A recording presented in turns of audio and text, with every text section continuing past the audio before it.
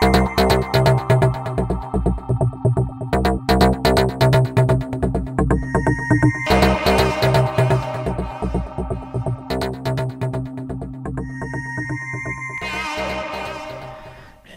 welcome back, guys. What we're going to do now is we're going to take a look at doing some stuff with some constructors, and we're even going to include some predefined clients and some predefined constants, or predefined classes with some predefined constants. So the rough explanation of what we're going to do is actually in your Chapter 4, Exercise 6. So we're going to create a class that has fields of radius, diameter, area. I've included a field for circumference as well. We're going to include a constructor that's going to set a radius to 1, and then it's going to calculate all of the other values. And then we're also going to include a set method and a get method. The set method will set the radius. It'll also calculate the other values. The get radius will just return our radius as you would expect it to do. Then we're going to create another class that's going to test this particular one out. That's where the main is going to be. That one's going to be called test circle. So let's just start working through this. So the first thing we need to do is we need to create our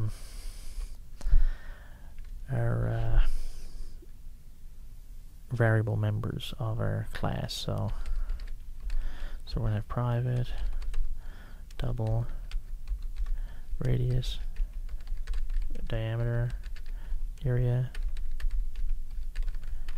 and circumference. Hopefully I spelled all them right.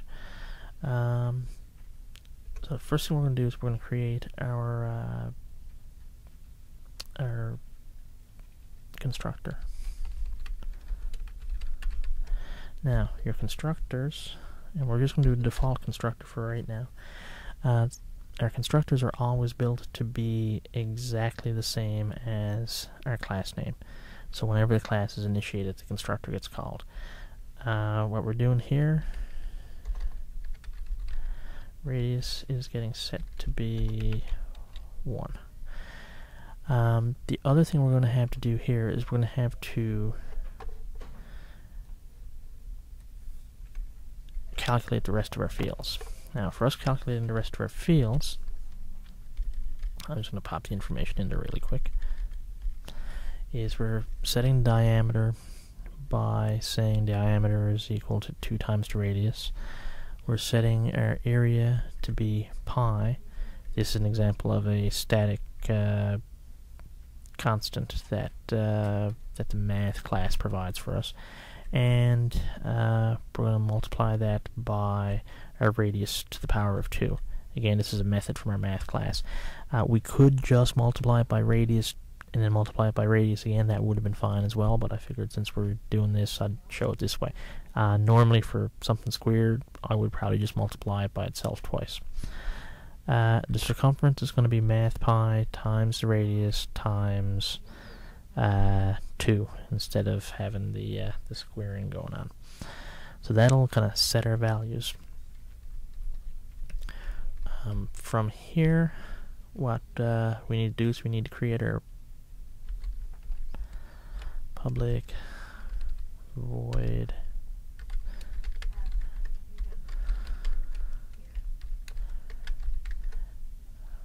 with my radius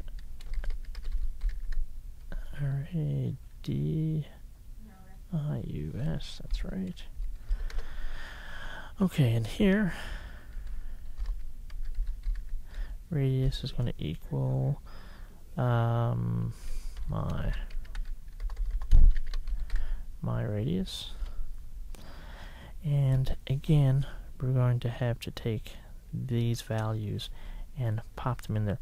Now, because we're having to redo this again, what I would suggest you do here is you actually break that out. And this is just what I would suggest you do.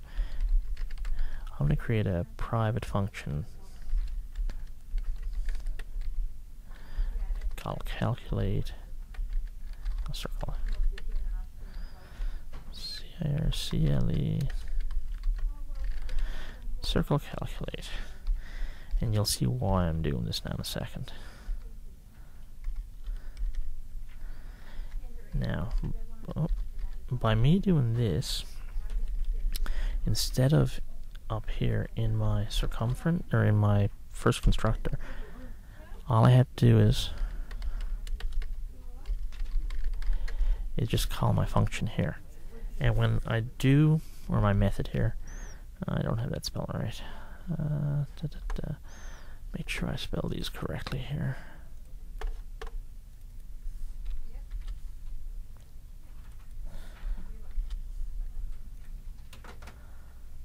There we go. It's happier now. Now the other thing I can do is I can call this here. So any functions that I happen to have that kind of reset this value now, it all comes down here. If I add more constructors, my other constructors will also be able to call this automatically. So it really simplifies my life a bit by letting me move that.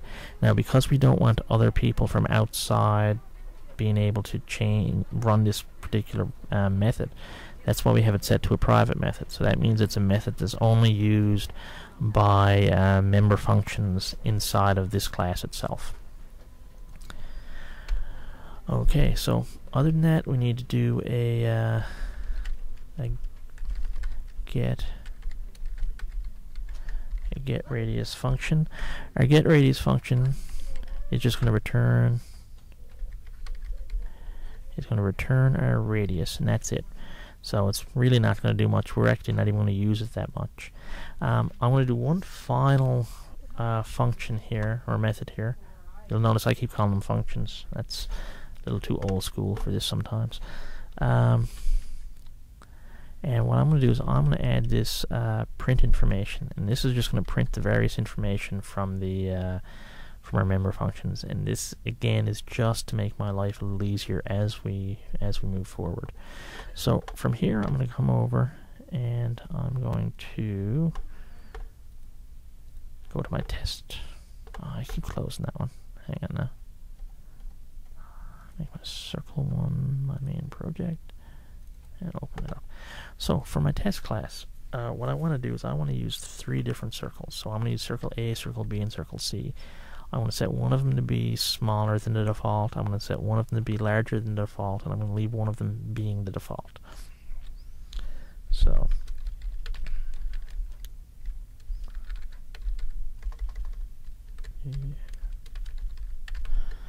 new circle.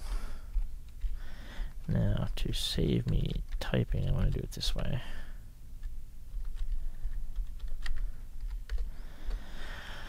Alright, so I have my 3 circles. I have a circle A, circle B, and circle C. So if I say A dot set radius, and you can see here, because I have that set in the other function, my IDE is actually giving me my hints. So that makes me happy. I want to set this one to be 0.5.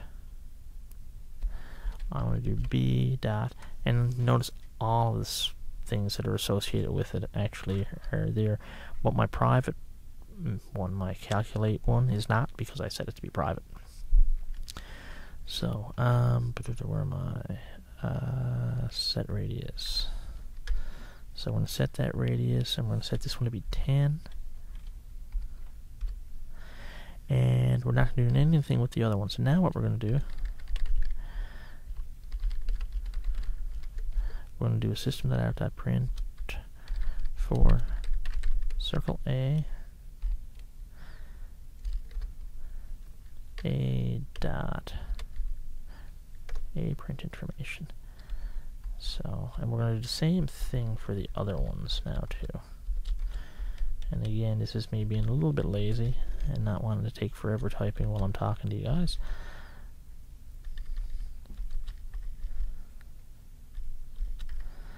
And now when I go to run this, assuming I don't have any typos, I'm going to do a clean build. Everything looks okay. When I run it, what do I get? Well, for circle A, the information related to this circle is the radius is 0.5, the diameter is 1, the area is 0.78 and change. Their circumference is pretty much pi. That makes sense because the diameter is 1. Okay, for circle B, the radius is 10, the diameter is 20. The area is kind of like, it's pretty big, 314. And for C, it's set to be the defaults. So that's all well and good, and everybody's happy. If we want to make a change to this, because, I mean, setting this radius all the time can be a bit of a pain in the butt. So instead of doing that, what I can do is I can actually make this, I can pass a parameter in my build part. Now, the reason that's giving me an error right now is, as of right now, there's no way for this system to know how to deal with that parameter. So, for me to get this to work,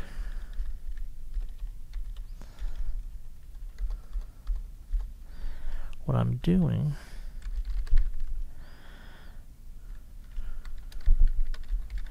is I'm passing a parameter here that'll let this happen. And what I'm doing now is I'm going to say radius is equal to my radius. My radius, calculate my thing. If you notice, it looks an awful lot like the set radius did down here, and it's basically the same idea. The thing is, instead of having to call set radius when the circle's created in the first place, it's actually going to have that value associated with it. So when I come back over here, you notice my underline kind of went away. It is still giving me a warning. Oh, okay, there we're good. Now, I don't need to set my radius a second time now. So I'm just going to remove that line. Now, if we take a look, all I've done now is I've just made a default circle. I've made a circle that has a radius of 10 in my new circle argument, and I've created a second default circle. The first default circle, I've reset the values. If you look here at the at circle B, so my radius was 10, diameter is 20, circumference is 314, or the circumference is 62, the area is 314. When I go to run this time, my answer should be actually the same. So let's see. My radius is 10, 20, 314, 62. And the reason for that is, instead of doing this A or B dot set radius 10, I did it all here by using my constructor. So I've taken one of the steps out of what I had to do by creating a constructor to allow me to do what I was looking for. So that kind of gives you a bit of an idea of how the overloading works. Now, you'll notice if I wanted to try to do something over here, and this will give us a warning. I'm just going to make one more of these real quick. And it's going to look pretty much the same. But if I change that double to be an int, okay, that will still do what it needs to do, because there's enough of a difference between the integer and the double. So if it gets passed to an integer, this is the one it'll run. If it gets passed to double, this is the one it'll run. Ultimately, it'll do the same sort of thing. Now, if this was a double as well, I'm going to get this error, and the error is that even if I change this to be my bad, I'm still going to get this error because this creates an ambiguity. My listing here is not going to match up with my listing on, or there's no way for the computer to determine which of these it really wants me to run at any given time. So it's not going to let me use either. And just get rid of all of that. There we go. Alright, and just run it one more time to make sure I don't have any mistakes in there still.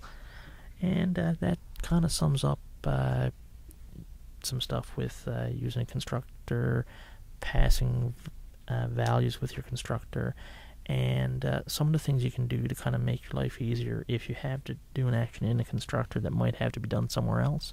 It's sometimes a good idea to break it out into its own little function.